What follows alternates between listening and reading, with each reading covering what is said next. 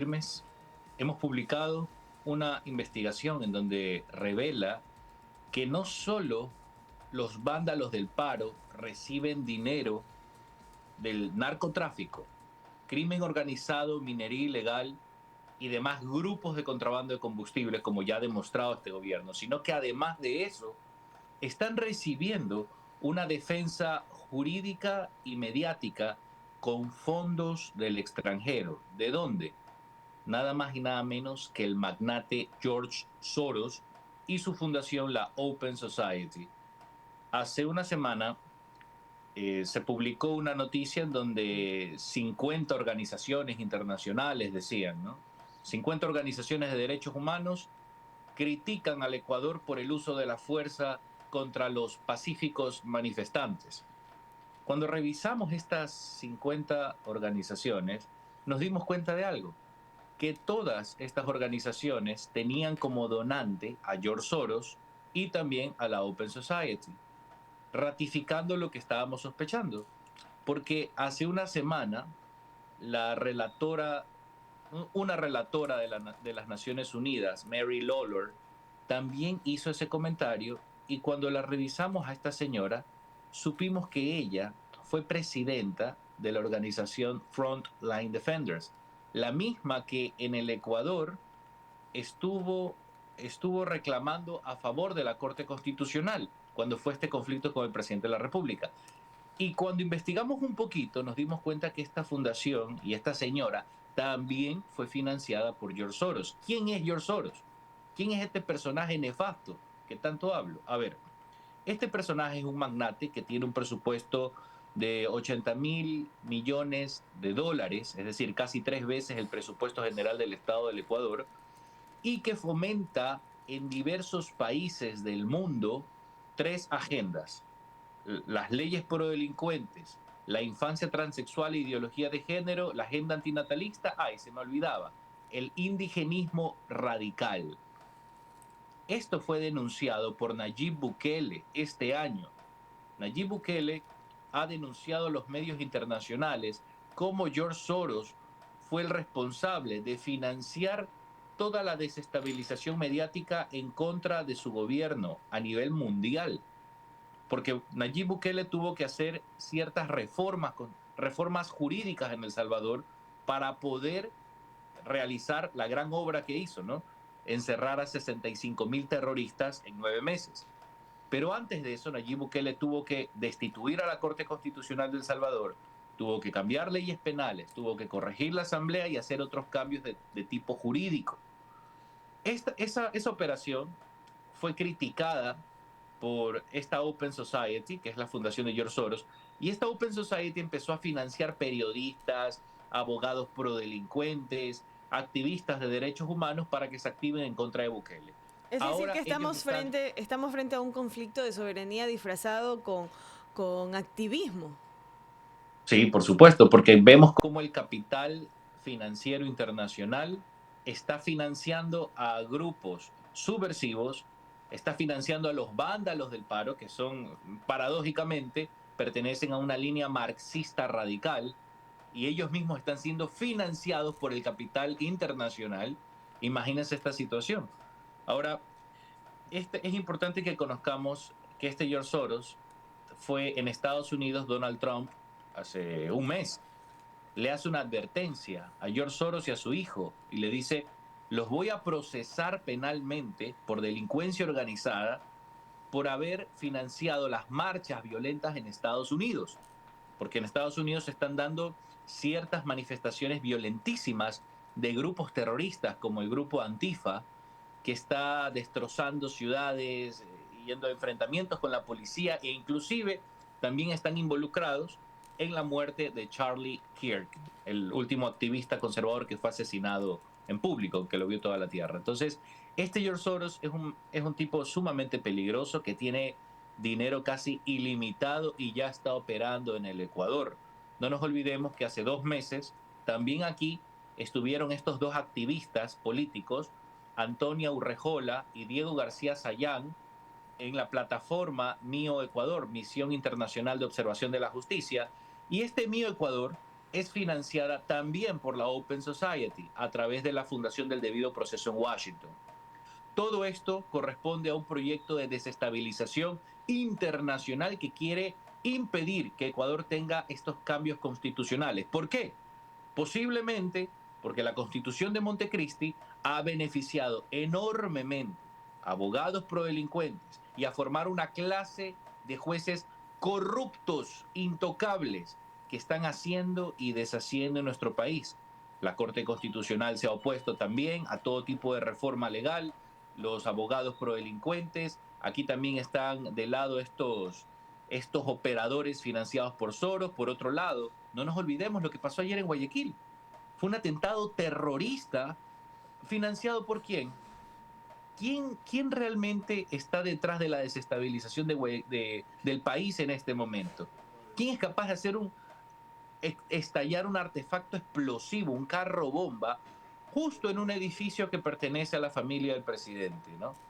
Y esto fue 24 horas después que el gobierno nacional haya detonado ciertos campamentos de minería ilegal de las mafias que están financiando también el paro en Imbabura, que tienen aterrorizada esa pobre provincia con sus habitantes que no pueden ni siquiera trabajar, ¿no? Entonces, todo esto, Tanya y queridos oyentes, esto pertenece a un complot, no solo en contra del gobierno. Lo que quieren hacer ellos es cambiar la opinión pública para que el pueblo no vote a favor de una asamblea constituyente. Eso es lo que quieren. Los ecuatorianos tenemos que entender claramente cuáles son las motivaciones y el contexto que está sucediendo. Estos atentados terroristas y el financiamiento de los vándalos del paro. A mí me genera tanta alarma, André, porque estamos hablando de que estamos siendo atacados desde un tema de financiamiento internacional para no permitir o para bloquear el tema de la consulta, para cambiar la percepción social que tiene sobre el gobierno actual. Pero ¿quién se está beneficiando políticamente de impedir, por ejemplo, que la gente vote? Ya.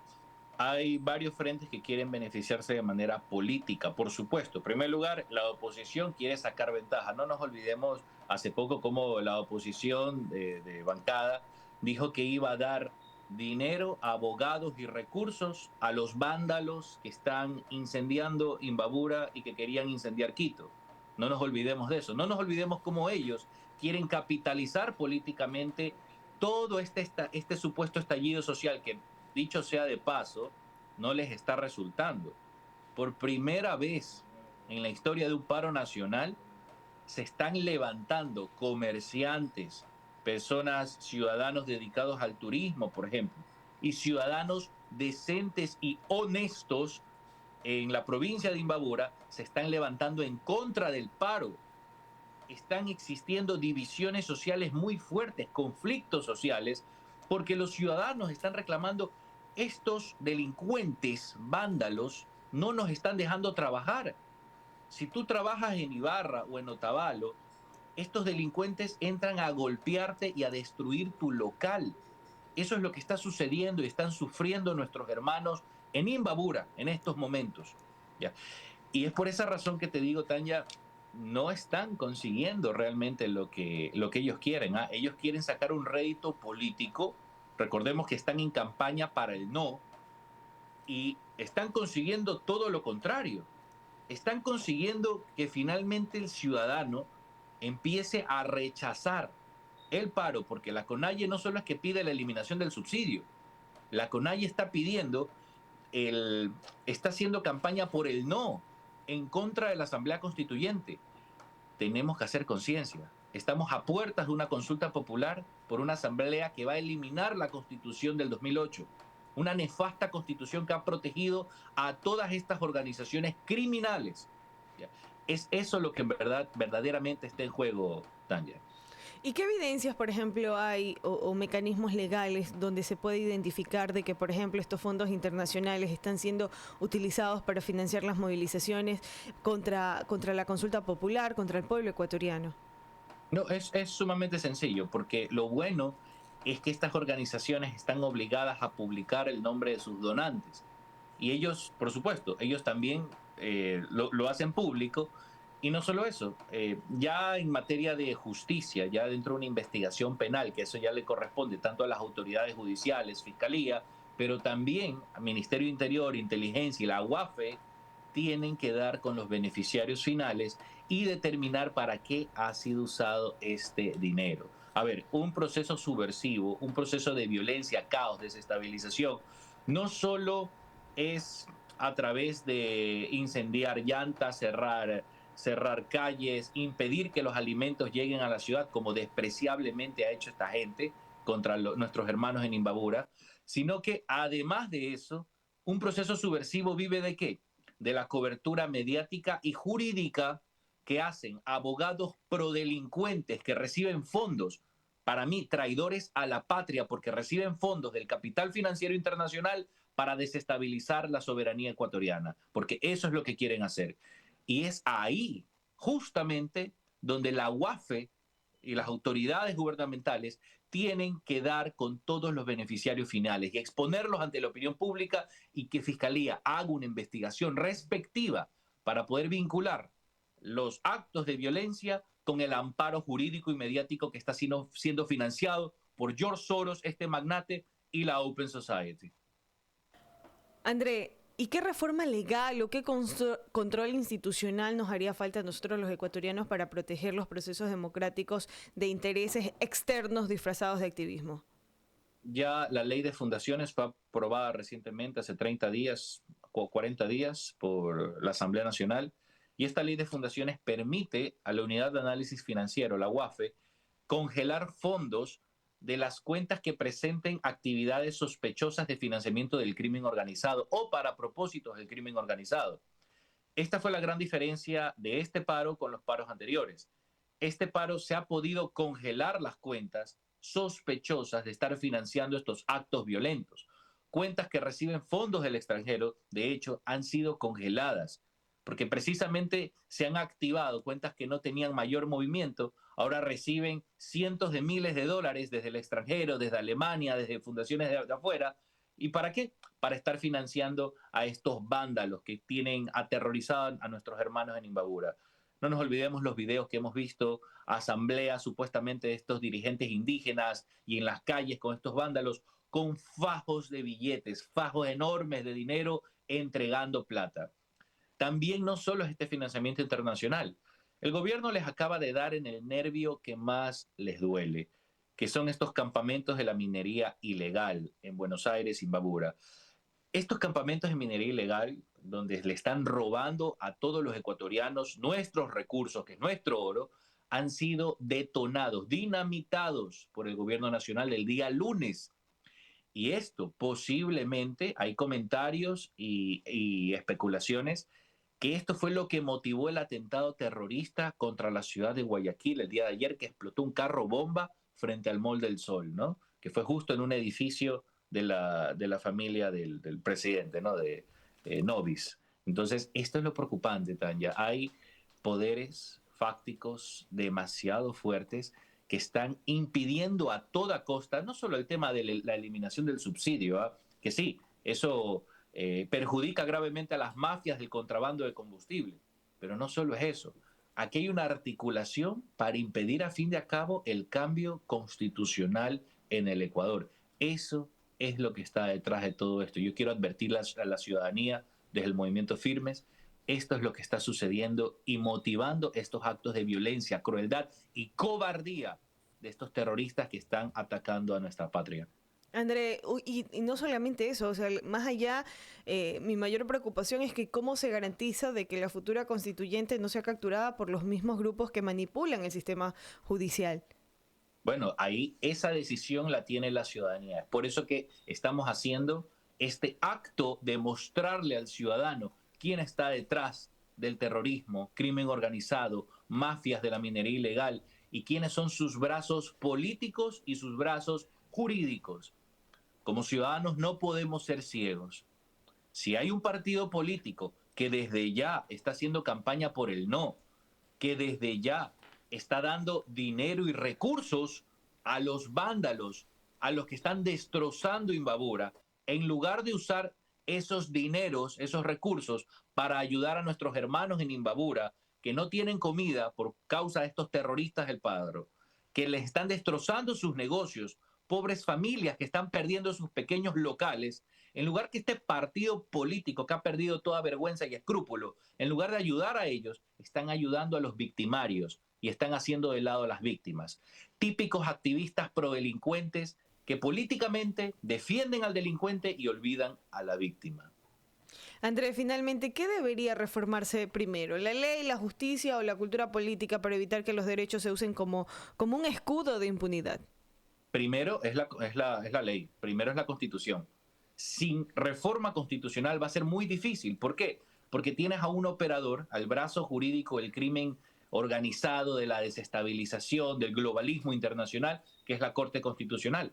La Corte Constitucional va a impedir toda reforma al Código Penal, eso es lo primero.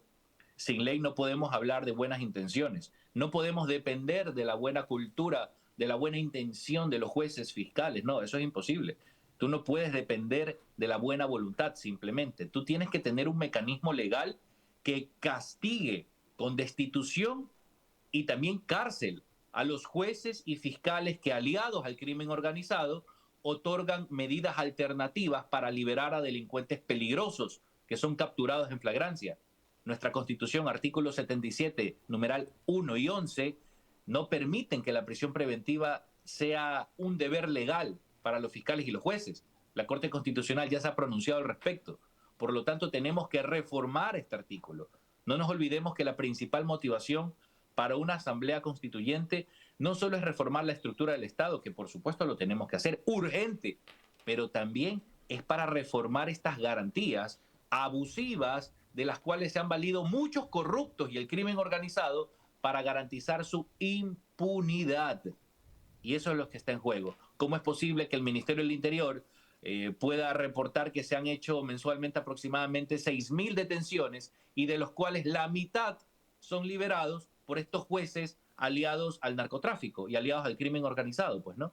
Hace poco, pues, Tanya, la jueza en Cañar, que conoció la captura en flagrancia de los que tiraron rocas y atacaron a la caravana presidencial, esta jueza liberó inmediatamente a los que atacaron a la caravana del presidente. ¿Qué tipo de enseñanza nos muestra esto? ¿Qué tipo de ejemplo esta jueza corrupta está dándole a todos los ecuatorianos? Pues qué vergüenza internacional que en nuestro país tú puedas atacar hasta el presidente de la República con violencia y eres liberado inmediatamente por la justicia.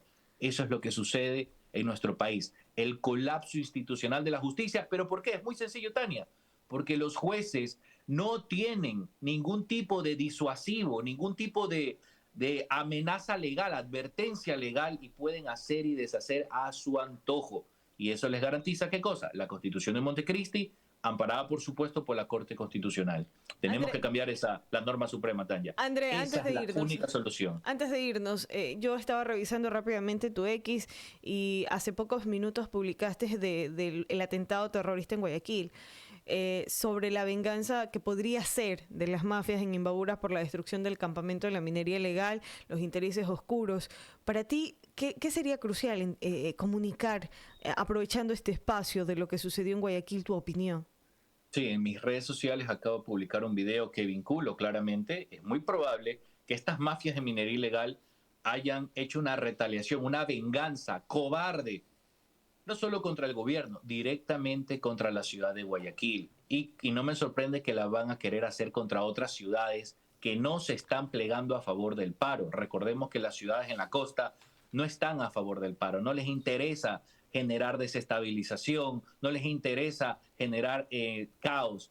A nosotros nos interesa es trabajar y sacar el país adelante, sobre todo. La protesta siempre va a ser legítima siempre y cuando sea pacífica, sea ciudadana. Pero en el momento que una protesta deja de ser legítima y pasa a ser un acto de vandalismo y pasamos a dañar la propiedad del prójimo y pasamos a dañar, menoscabar los derechos del otro, de terceros, en ese momento deja de ser legítima y pasa a ser corrupta, ilegítima, criminal. Y eso es lo que está sucediendo en el norte de nuestro país, sobre todo con estos criminales vándalos que tienen aterrorizada pues a Imbabura en estos instantes. ¿Por qué la aplicación de la pena de muerte?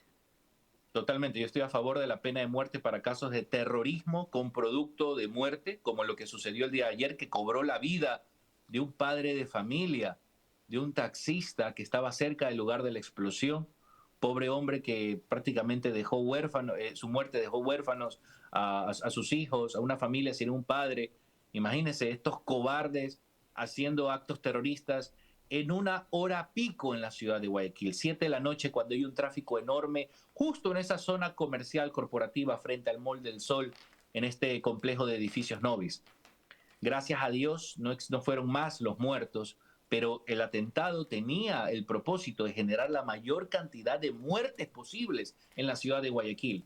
Esos miserables, lo único justo para los miserables que perpetraron este atentado es ser fusilados en plaza pública, que eso debería ser el destino de todos los terroristas involucrados en este cobarde y miserable atentado, Tanya.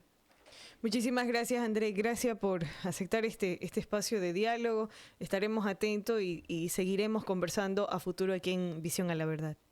Gracias, Tanya. Un fuerte abrazo y un saludo a todos los que nos están escuchando, ¿no? Firmes por Ecuador. Muchísimas gracias. Son las 8 de la mañana con 3 minutos. Nos vamos a una brevísima pausa y ya volvemos con más aquí en Radiovisión.